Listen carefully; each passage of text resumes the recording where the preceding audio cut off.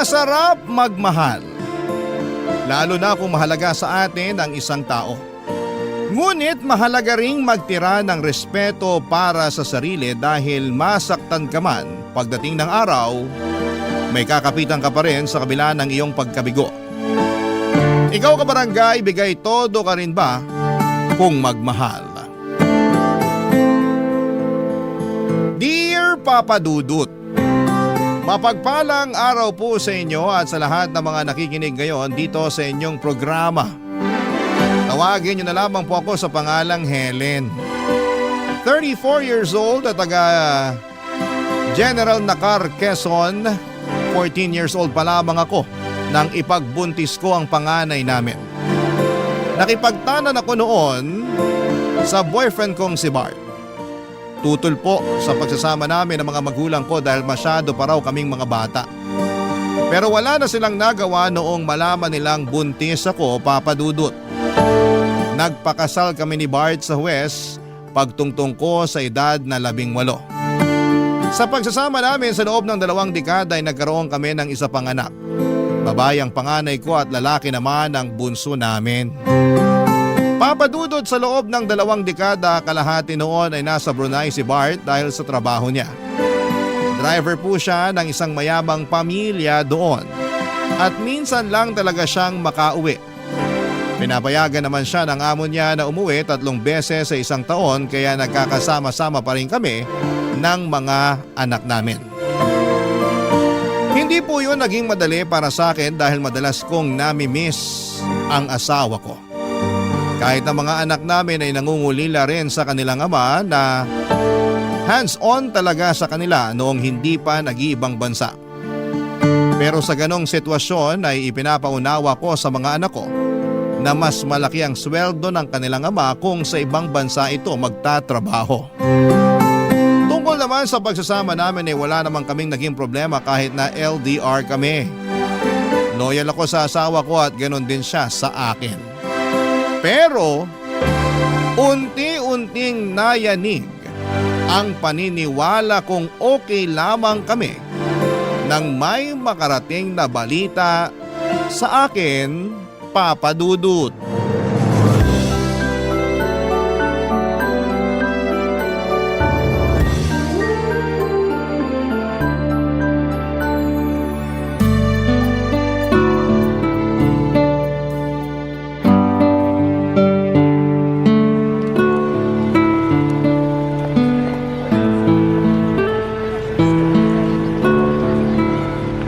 Nagkausap na ba kayo ng asawa mo? Mukhang hindi na tumatawag sa'yo. Iso ka, Nay. Magkausap nga lang kami kagabi. Kinumusta yung mga bata at saka nagkwentuhan kami. Kailan daw siya uuwi? Next week na raw po. Excited na nga po ako eh. Sa tagal ba naman na hindi kami nagkita? Na-excite ka pa mukhang niloloko ka na ng asawa mo. Nay, saan nyo naman nakuha yung ideya na yan? Loyal po sa akin si Bart. Mahal na mahal niya kami ng mga anak niya kaya hindi niya ako ipagpapalit sa ibang babae. Nasasabi mo yan kasi hindi mo naman siya nakikita araw-araw. Hindi mo alam kung sino-sino mga nakakasama niya. Baka hindi mo namamalayan, may kalampungan na pala siyang iba. Nay naman, huwag niyo namang siraan yung asawa ko ng harap-harapan. Anong gusto mo? Siraan ko siya ng patalikod? Mas maganda na kung harapan kung sasabihin sa'yo na niloloko ka ng asawa mo, Helen. Kung hindi nyo na po gusto si Bart para sa akin, wag nyo naman siyang gawa ng issue. Mabuti siyang asawa. Hindi naman siya pumapalya sa pagpapadala at sa pangungumusta sa aming mag-iinan niya eh. Baka medyo nakukonsensya pa kaya nangungumusta. Kung sa pagpapadala naman, hindi mo dapat ipagpasalamat yun. Kasi may responsibilidad siya sa inyo, lalo na sa mga anak mo. Teka lang po, Nay. Bakit niyo po ba nasasabi yan? Hindi ba't sinabi sa'yo ng asawa mo na sa susunod na linggo pa siya uuwi? 2 araw na siya rito sa Pinas. Ano po? Kanino niyo naman nalaman? May nakapagsabi sa akin. Yung anak ng kaibigan kong galing sa Pasay.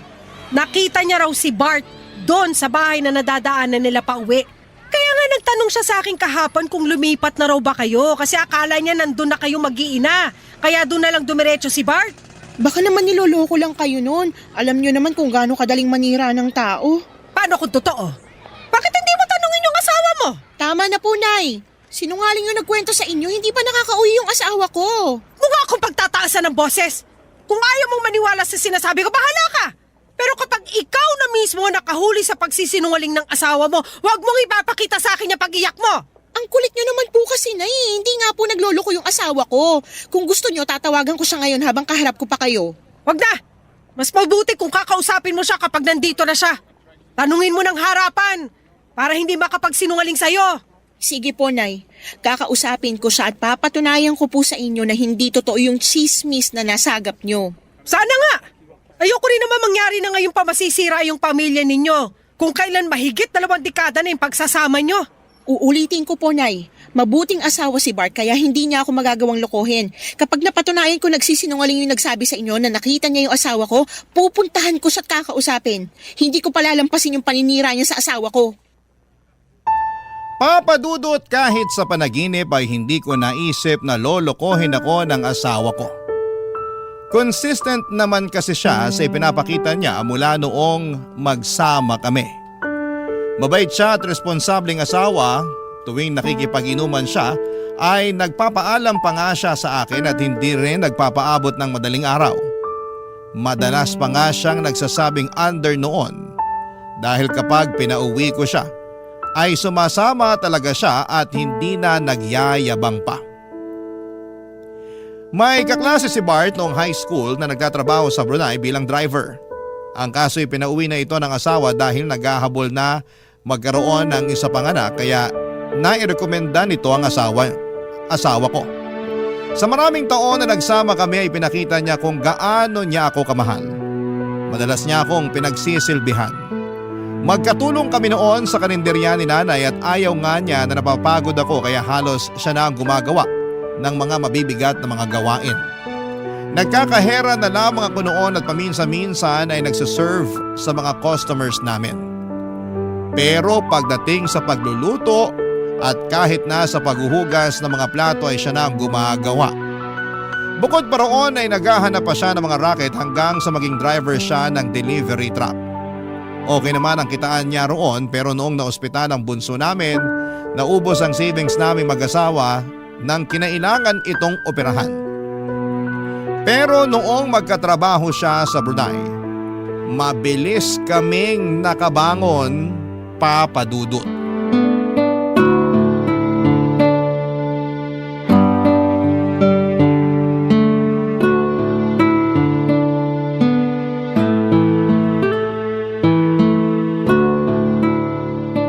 Mahal, na-miss kita sobra. Tagal naman kasi nating hindi nagkita. Nandito na ako. At habang nandito ako, babahawi ako sa inyo ng mga bata. Nasaan nga pala sila? Nasa school pa, may pasok sila ngayon eh. Oo nga pala. Sinabi mo ba na ngayon ako darating?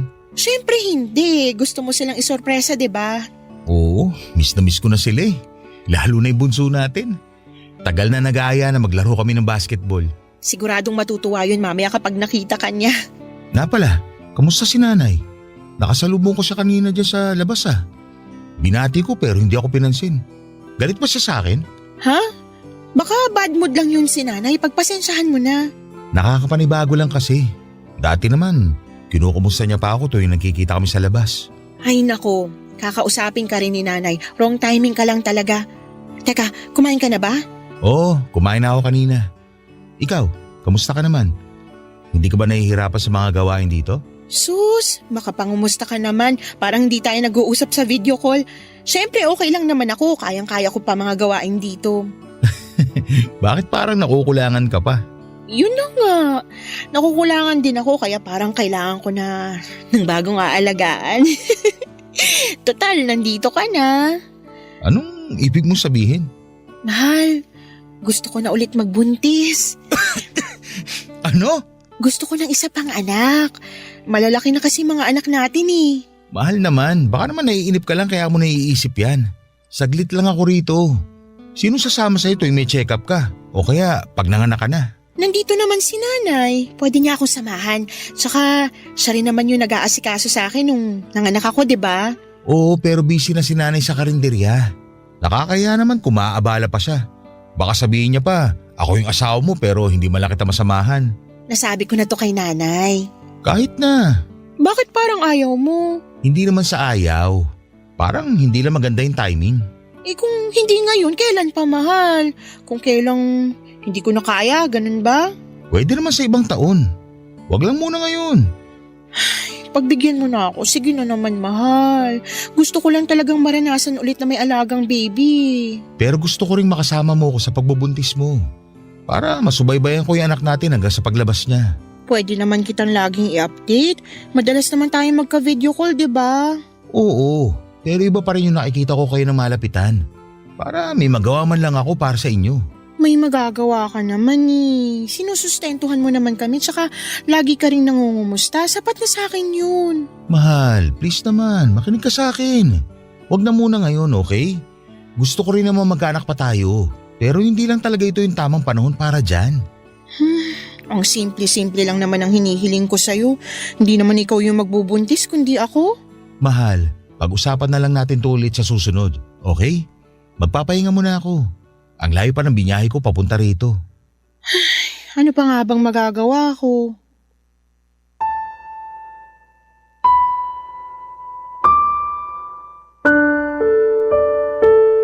Papadudot na gulat ako sa hindi pagpayag ni Bart na magkaroon kami ng anak. Samantalang siya pa ang humihiling sa akin na sundan na ang bunso namin noong huling uwi niya rito sa Pilipinas. Hindi ko alam kung ano ang nakapagpabago ng isipan niya. Tinanong ko naman siya ulit pero iisa lang talaga ang sagot niya. Hindi pa raw yun ang tamang panahon para magkaanak kami, Papa Dudut. Pinanindigan niya po ang katwiran niyang yon, kaya naman hindi na rin ako nagpumilit pa. Inisip ko na lamang na pwede pa rin naman talaga sa susunod na taon. Nang makauwi si Bart, akala ko ay madalas na kaming makakapag-bonding. At susulitin talaga niya yon, yung oras na kasama kami, pero hindi po ganon ang nangyari. Nung unang 2 araw ay nakipaglaro pa siya ng basketball sa bunso namin. Nagluluto rin siya sa bahay at naglalambing din sa akin. Pero mula nung 3 araw niya sa amin ay palagi na siyang umaalis. Ang paalam niya, may importanteng lalakarin lang daw at sa susunod na pag-alis niya, sinabi niyang tutulungan niya lang daw ang kumpare niya sa pag-aasikaso ng requirements para makapagtrabaho din sa Brunei. Papadudot na unawaan ko naman yon dahil may tumulong din naman sa kanya noong kaya hinayaan ko lamang siya. Pero noong araw-araw na siyang umaalis ay doon na po ako nagduda sa mga ginagawa niya, Papadudot. Barangay Love Stories. Barangay Love Stories. Papadudot ng minsang umalis si Bart ay sinundan ko na siya. Nakita ko siyang dumiretso sa terminal ng bus sa Infanta papunta sa Maynila. Wala po siyang dalang gamit maliban sa chest bag na lagi niyang daladala tuwing umaalis siya. Hindi pa noon nakakakyat ng bus si Bart kaya nagpa siya akong tawagan siya para malaman kung magsisinungaling siya sa akin o hindi. Tumawag ako at sumagot naman siya. Tinanong ko kung nasaan siya ng mga sandaling yon pero nagulat ako ng ibang lokasyon ang sinabi niya sa akin. Malinaw na nagsisinungaling noon ang asawa ko. At dahil doon ay may mas nadagdagan pa ang pagdududa ko sa kanya. Hindi nga nagtagal ay nakumpirma kong niloloko na ako ng asawa ko. Noong pabalik na siya sa Brunei ay hindi na siya nagpahatid sa airport kaya mas lalo akong nagtaka. Dati naman kasi ay pinapasama pa niya ang 2 naming anak tuwing inihahatid ko siya. Pero nagdahilan siya na masyado raw siyang malulungkot kapag sumama kami roon. Pero kahit na hindi niya kami pinasama ay sinundan ko siya, Papadudot. Hindi niya namalayan na nakasakay lang kami noon sa isang bus papunta sa Maynila. At laking gulat ko noon nang pagdating niya sa terminal ay may babaeng sumundo sa kanya. Nakakotse pa yung babae. Maganda siya at may katangkaran din pero mukhang mas matanda pa siya sa akin. Hindi ko na sila nagawa pang sundan nang makita ko mismo kung paano siya hinalikan ng asawa ko. Hindi na ako nakakibo sa kinakatayuan ko ng mga oras na yon. Napaluha na lamang ako nang mapagtanto ko kung bakit may nagbago sa pakikitungo ng asawa ko sa akin at sa mga anak namin.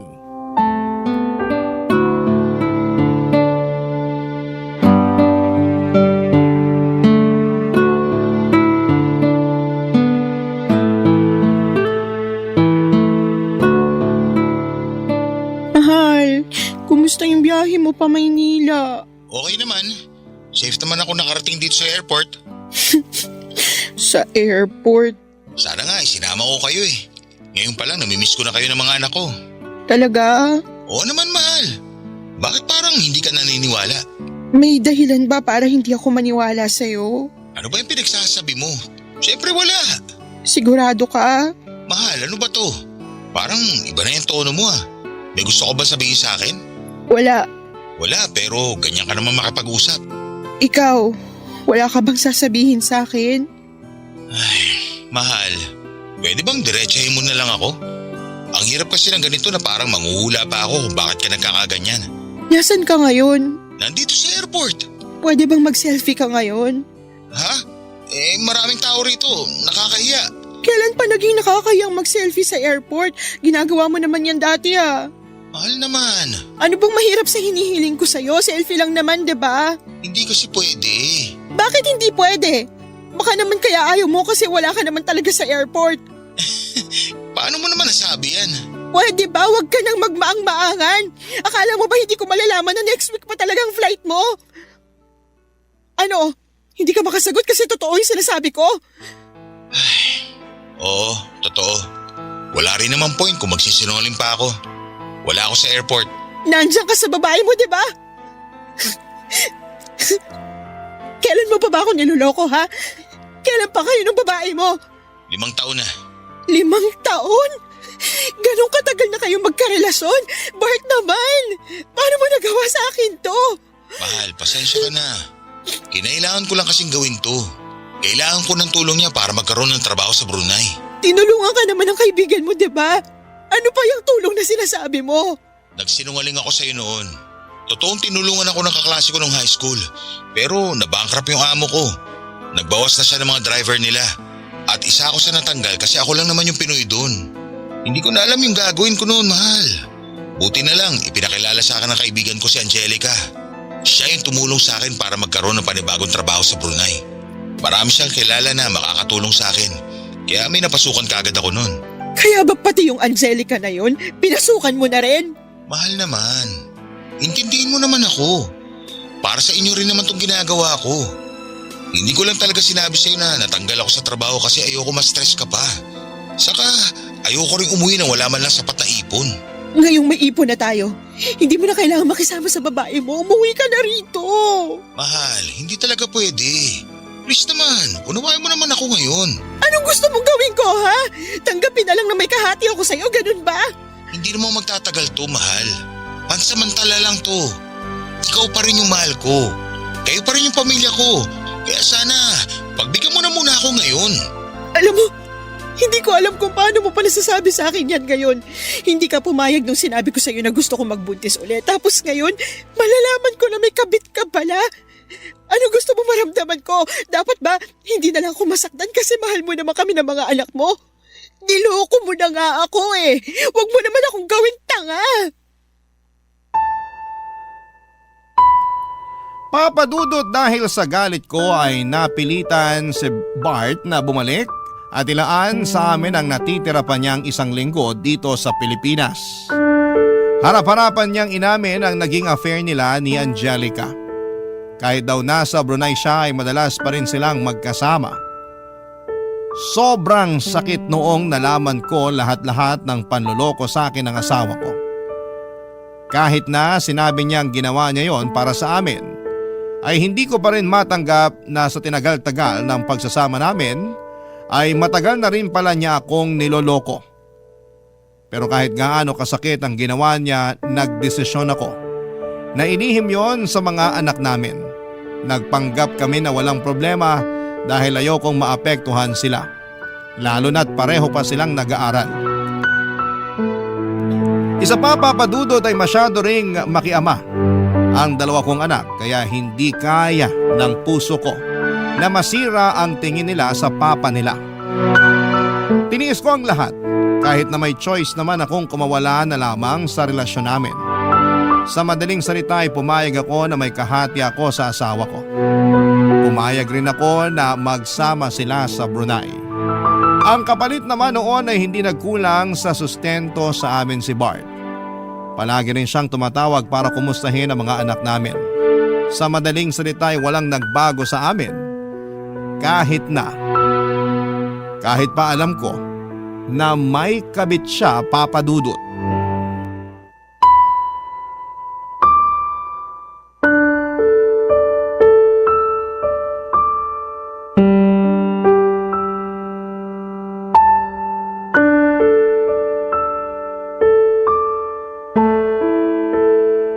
Nasaan ka ngayon? Nandito ako sa kwarto ko. Bakit hindi mo kasama ngayon yung babae mo? Hindi mo ba siya namimiss? Pwede bang wag na natin siya pag-usapan? Bakit hindi? Parte na rin naman siya ng buhay natin, di ba? Pinagsasabay mo kami kaya masanay ka ng palagi ko siyang binabanggit. Mahal naman. Kayo pa rin yung pamilya ko kahit nagsasama na kami ni Angelica. Nabuksan ko yung Facebook account mo at nabasa ko yung conversation yung dalawa. Akala ko ba, kailangan mo lang siya. Bakit may I love you ka na sa kanya? Umamin ka nga sa akin? Mahal mo na ba siya? Oo, mahal ko na rin si Angelica. Sa 5 taon na magkasama kami, imposible namang wala akong maramdaman. Kaya ba wala ka ng balak na hiwalayan siya? Wala naman ako sinasabing ganun. Ang ibig ko sabihin, hindi ganun kadali na hiwalayan siya gaya ng gusto mo. Isipin mo naman yung pinagsamahan natin. 22 years, Bart! Sasayangin mo lang yan para sa Angelica na yon. Wala namang kayong anak kaya wala kang responsibilidad sa kanya. Mas matagal mo akong nakasama. Isipin mo naman yun. Alam ko naman lahat ng yan at hindi ko rin nakakalimutan. Sinabi ko naman sa'yo, di ba? Mahal na mahal pa rin kita. Pero hindi pwedeng dalawa kaming mahal mo. Hindi pwedeng dalawa kami na inuuwian mo. Naiintindihan mo ba? Kaya darating pa rin ang araw na kakailanganin mong pumili sa amin. At alam mong hindi ako papayag na hindi kami yun. Kayo pa rin ang pipiliin ko, alam mo yun. Pero hindi ko pwedeng gawin yan ngayon kasi hindi pa nakakatapos yung mga anak natin. Ano ibig mong sabihin? Makikipagrelasyon ka sa ibang babaeng yun sa loob ng maraming taon? Sa gusto mong mangyari, imposibleng hindi ka makabuo ng pamilya sa kabit mo. Tapos kakalimutan mo na kami kasi may bago ka na. Sabihin mo na lang kung ayaw mo na talaga sa akin kasi maghahanap na rin ako ng iba. Mahal, huwag ka namang ganyan. Mahal na mahal kita. Huwag mo naman ako ipagpalit sa iba. Ang kapal naman ng mukha mong sabihin niya sa akin samantalang ikaw yung naunang mga liwa. Usa siyang dumating. Hindi ko siya hinahanap kaya ibang kaso yun. Ah, ganon. Kaya tuwing may bagong darating, tatanggapin mo na lang. Si Angelica lang yung babae ko, okay? Wala nang iba. Dapat ba akong matuwa na wala nang iba? Lintik naman, Bart. Nagpapakamartir na nga ako rito para lang magmukha pa rin buo yung pamilya natin at hindi masira yung imahe mo. Tapos ganyan pa yung maririnig ko mula sa'yo. Ano bang gusto mong gawin ko para maniwala kang kayo pa rin ang pipiliin ko? Anakan mo ko. Yun lang ang gusto kong mangyari. Wala na akong pakialam kahit magsama kayo ni Angelica. Sige, payag na ako. Pagka-uwi ko ng Pilipinas, sisiguraduhin ko na magkakaanak ulit tayo. Tungkol naman sa sustento, kailangan mo ring dagdagan yun at hindi ka pwedeng pumalya. Wala tayong magiging problema pagdating sa sustento. Hindi ako magkukulang sa inyo. Mabuti kung ganun. Pero sana, wag mo na akong pilitin makipag-hiwalay kay Angelica. Hihiwalayan ko siya kapag natapos na yung mga anak natin sa pag-aaral. Pero sa ngayon, magiging patas ako sa inyo.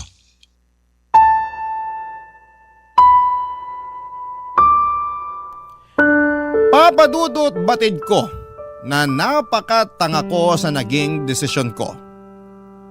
Pero handa na ako noong magpakababa para lamang hindi kami maghiwalay ni Bart. Hindi lang dahil mahal na mahal ko pa rin siya kundi dahil hindi ko kayang makita na pinagtatawanan ako ng ibang tao. Sa dahilang ipinagpalit ako ng asawa ko sa ibang babae sa kabila ng 22 years naming pagsasama. Kumapit pa rin ako sa relasyon namin dahil alam kong may nararamdaman pa sa akin si Bart. Yun na lamang kasi ang pinangahawakan ko, Papa Dudut. Binantaan ko lang siya na maghahanap din ako ng iba pero ang totoo ay hindi ko naman po talaga kayang gawin yon. Pero kung gugustuhin ko lang ay hindi naman po ako mahihirapan. Hindi naman sa pagyayabang ay madali lamang sa akin na magkaroon ng bagong partner. May nanliligaw po kasi sa akin noon. Navy po siya at may kaya sa buhay. Pero dahil loyal ako sa asawa ko ay hindi ko siya in-entertain. Papa Dudut, dahil pinagbigyan ako ni Bart sa kagustuhan kong magkaroon ulit ng anak, ay nagpaka-martir na naman ako sa kanya. Sa pagkakataong yon ay mas naging malala pa dahil kahit nakauwi na siya ng Pilipinas ay pinapayagan ko pa siyang lumuwas ng Maynila para magkasama sila ni Angelica. Nang malaman ni nanay ang tungkol doon ay halos magwala siya sa sobrang galit at sinabihan si Bart na huwag magpapakita sa kanya. Hindi rin nagustuhan ni nanay ang ginawa ko pero dahil sa pagmamahal niya sa akin bilang anak ay dinamayan pa rin niya ako sa mga kagagahan ko, Papa Dudut. Barangay Love Stories. Barangay Love Stories. Papa Dudut, nabuntis ako ni Bart bago siya bumalik sa Brunei. Nakumpirma ko yon matapos kong mag-PT at magpatingin sa OB. Nagpa siya akong hindi na muna sabihin sa asawa ko ang tungkol doon hanggat hindi pa lumalaki ang tiyan ko. Naunang makaalam si nanay at ang mga anak ko pero sinabihan ko sila na huwag munang babanggitin kay Bart. Akala naman ng mga anak ko ay ginawa ko yon para isorpresa ang tatay nila kaya na-excite pa sila nang sabihin ko yon. Ang hindi nila alam ay plano kong gamitin ang pagbubuntis ko para makasama na talaga ng pagmatagalan ng asawa ko. Sa madaling salita ay gusto ko na siyang pauwiin ng mga panahong yon. Akala ko kasi noon kapag naibigay na sa akin ni Bart ang gusto ko ay makakampante na rin ako. Pero tuwing naiisip kong mas madalas silang magkasama ni Angelica ay nagngingit-ngit ang kalooban ko, Papa Dudut. Parang gusto ko na lamang bawiin si Bart at pilitin ang makipaghiwalay sa kabit niya. Sa 7 buwan ng pagbubuntis ko ay saka pa lang ako nagpasyang sabihin kay Bart ang tungkol doon. Excited pa naman akong ibalita yon sa kanya pero naunahan kaagad niya ako sa ibabalita niya, Papa Dudut.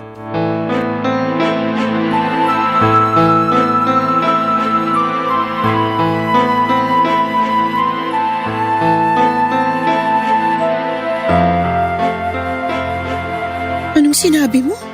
Tama ba yung narinig ko? Buntis si Angelica? Oo, mahal. Kahapon ko lang nalaman. 3 buwan na raw. Hindi siya pwedeng mabuntis! Alam ko magagalit ka pero mahal, nandito na to eh. Hindi naman kaya ng konsensya ko kung ipalalaglag namin yung bata. Saka gusto na rin ni Angelica na magkaanak na kami. Tapos ano? Kasal na yung susunod niyang hihilingin sa'yo. Ang kapal naman ng mukha ng babaeng yan. Ganun na nga yung gusto niya mangyari. Gusto niya na magpakasal kami. Hindi ako papayag. Alam ko, hindi naman ako magpapakasal sa kanya.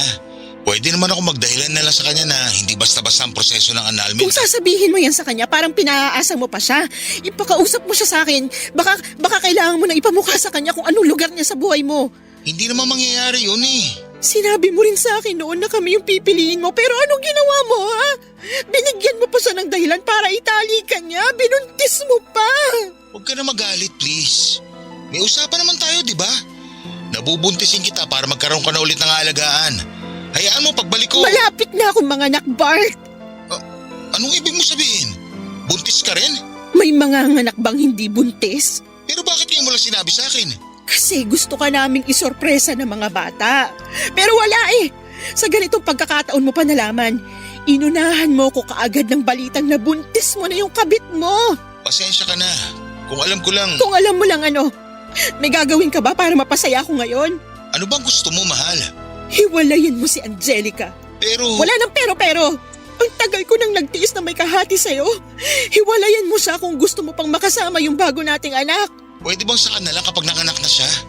Baka kasi kung ano pa maisipan niyang gawin kapag ngayon pa ako nakipag-iwalay sa kanya. Kawawa naman kung madadamay pa yung inosenteng bata. Siguraduhin mo lang natutuparin mo na yan, Bart. Kasi kung hindi, mapipilitan talaga ako na ilayo sa'yo tong anak mo. Pangako, totoo na to. Kamusta pala yung baby natin? Nakakapagpa-check up ka ba? Sinong kasama mo sa pagpunta sa doktor? Si nanay. Siya naman talaga nag-aasikaso sa akin noon pa. Kunwari ka pang hindi mo alam. Pasensya ka na kung wala na naman ako sa tabi mo. Sanay na ako. Kaya hindi mo na kailangang humingi ng pasensya.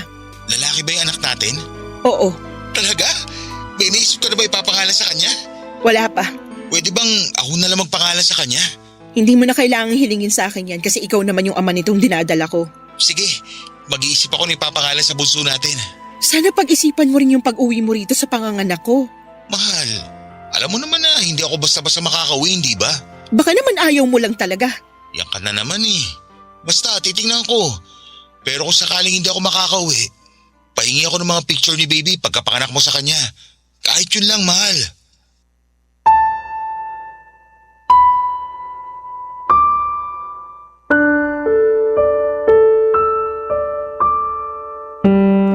Papadudot, alam naman ni Angelica na kasal kami ni Bart pero hindi ko maintindihan kung bakit hinihiling pa niya na pakasalan siya ng asawa ko. Pero kahit na ano pang gawin niya ay hindi ako papayag na maghiwalay kami ni Bart. Pinangahawakan ko ang kasal namin at malaki ang laban ko hanggat hindi pa ako hinihiwalayan ng asawa ko. Sa galit ko noon ay gumawa ako ng paraan para makausap si Angelica. Dahil pareho lang naman kaming nasa Pilipinas, kung tutuusin ay pwede ko siyang puntahan pero dahil malaki na ang tiyan ko ay may hirapan na akong magbiyahe. Nagkaroon kami ni Angelica ng mainit na sagutan. Hindi ako nagpatalo sa kanya dahil ako ang legal at ipinamukha kong kabit lamang siya ng asawa ko. Doon na siya nagwala at aksidente niyang nasaktan ang sarili niya. Papadudot sa kasamaang palad ay nakunan po si Angelica. Hindi ko naman ginusto ang mga nangyaring yon sa kanya at aaminin ko na naawa ako sa kanya dahil sa mga nangyari. Pero medyo nakahinga rin ako ng maluwag dahil wala na siyang hahabulin sa asawa ko. Papadudod sa pagkawala ng ipinagbubuntis ni Angelica, akala ko noon ay tuluyan na siyang hihiwalayan ni Bart. Pero hindi po ganon ang nangyari.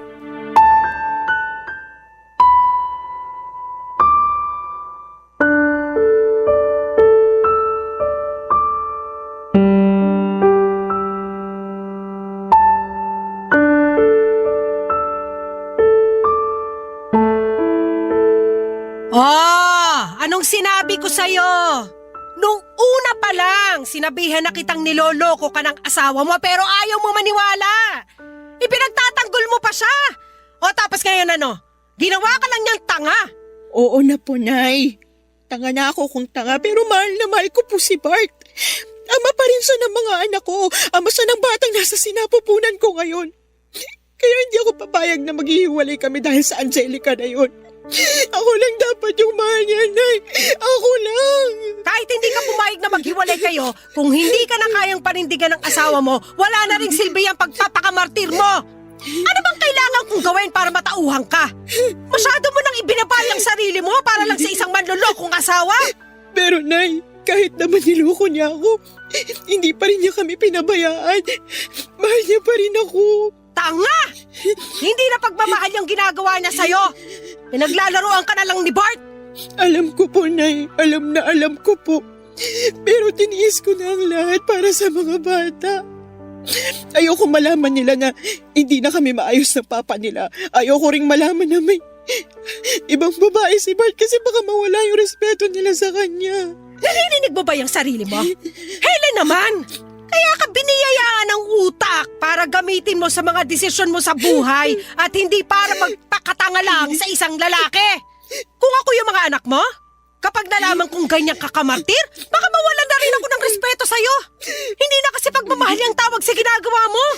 Isang malaking kagagahan. Naiintindihan mo ba? Pero, Nay, wala kasi kayo sa posisyon ko kaya nasasabi niyo yan. Hindi ko gugustuhin malagay sa posisyon mo. At kung sakali man, hindi ko hahayaan yung asawa ko na mga bet habang kasal pa kami. May anak din naman po kayo. Bakit hindi niyo ako maintindihan? Alam ko, pero matino yung tatay mo. At ikaw, malalaki na yung mga anak mo. Hindi na sila mga paslet na hindi pa kayang umunawa ng sitwasyon. Kung sasabihin mo sa kanila yung totoo, hindi mo na kailangan magtiis sa asawa mo. Kung hihiwalayan ko siya, mas mapapadali lang sa kanilang lahat. Ayoko siyang hiwalayan, hindi lang dahil sa mahal ko pa siya, kundi dahil ayoko maging masaya sila ng kabit niya. Hinding-hindi ko ibibigay yung gusto nila, Nay. Niloko na nga nila ako, tapos bibigyan ko pa sila ng dahilan para maging masayang pamilya.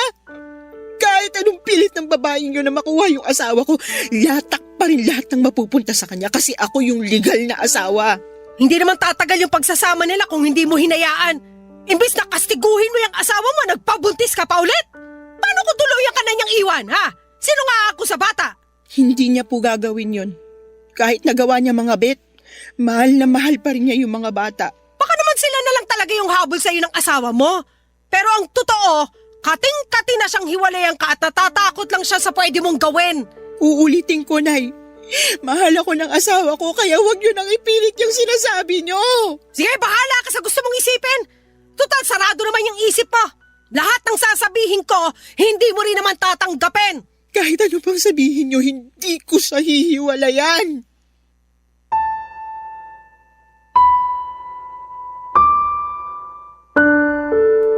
Papadudod sa kabila ng mga nangyari kay Angelica ay nakumpirma kong nagsasama pa rin sila ni Bart at wala talaga siyang balak na hiwalayan nito. Hindi nga nagtagal ay hiniling na rin niya papadudot na maghiwalay kami. Tama si nanay. Mga bata na lang talaga ang habol sa akin ng asawa ko. Nangako naman siya na hindi siya magkukulang sa suporta niya sa mga bata.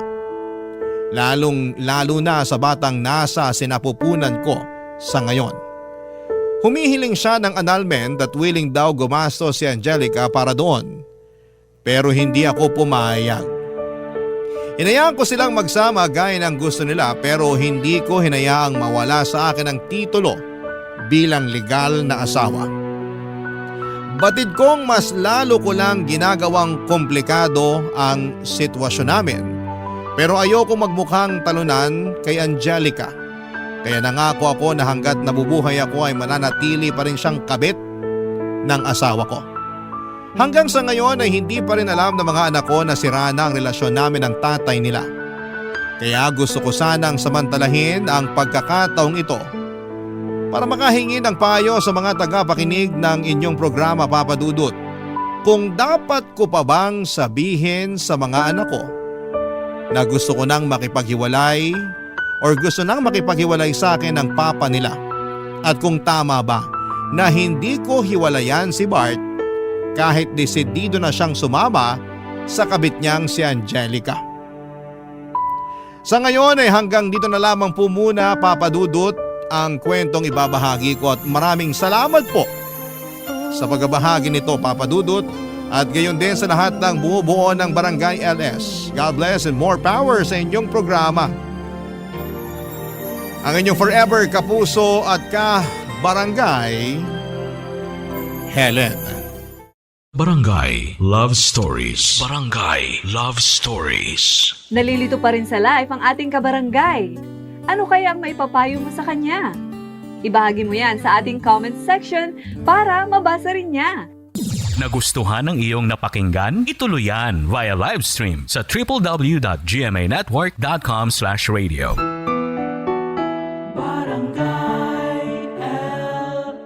In Mega Manila, 97.1. Forever.